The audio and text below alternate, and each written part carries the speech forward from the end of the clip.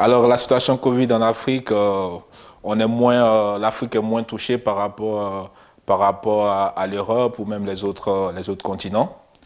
Et donc, je dirais que la situation Covid est légèrement meilleure qu'en France ou ailleurs dans le monde. Je l'explique par l'écosystème africain. Je pense que, comme vous le savez, l'Afrique a une population très très jeune. Il y a de moins en moins de personnes qui sont obèses et aussi le climat, je pense que joue en faveur de l'Afrique.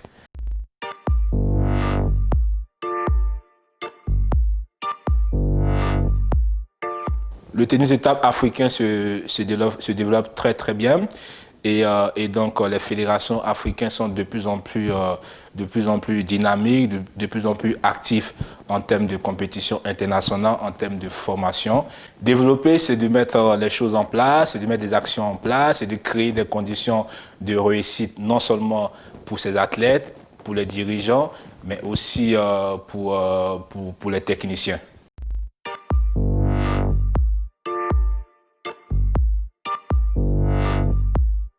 Il y a des grosses différences. Après, ce qu'il faut savoir, c'est que l'Égypte, notamment l'Égypte et le Nigeria, sont des anciennes fédérations le tennis de table, c'est l'Égypte et le Nigeria, c'est la Chine de l'Afrique.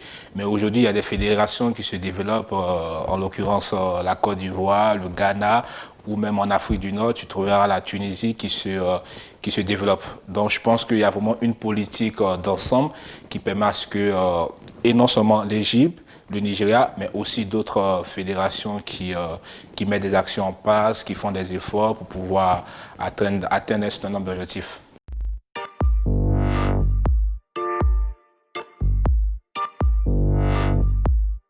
Je profite de cette question pour remercier Ping Sans Frontières et sa présidente Sarah Onfou, parce que faut dire la difficulté en Afrique de pouvoir développer le tennis de table, c'est le matériel, parce qu'il y a un manque de matériel et grâce à cette association, aujourd'hui, je vais dire, voilà, on arrive à être comblé, donc avoir suffisamment de matériel pour pouvoir développer la pratique du tennis de table dans toute l'Afrique et notamment dans les endroits ruraux. Outre Ping Sans Frontières, il y a des partenariats aussi, comme je disais tantôt, la Fédération africaine est plus ouverte, c'est ouvert à l'international. Et donc, il y a des partenariats qui sont mis en place avec des clubs, des structures en Asie, en Europe, notamment en France.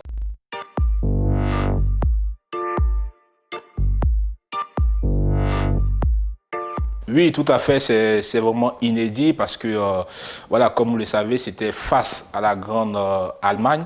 Voilà, un pays comme l'Afrique du Sud qui arrive à remporter une compétition de cette envergure face à l'Allemagne, voilà, je pense que c'est un signal fort pour l'Afrique et en tout cas, nous sommes fiers et honorés de pouvoir accueillir en tout cas tout le monde entier en 2023 à Durban. À l'instar des championnats du monde de 2023, il y a d'autres compétitions internationales qui seront organisées en Afrique.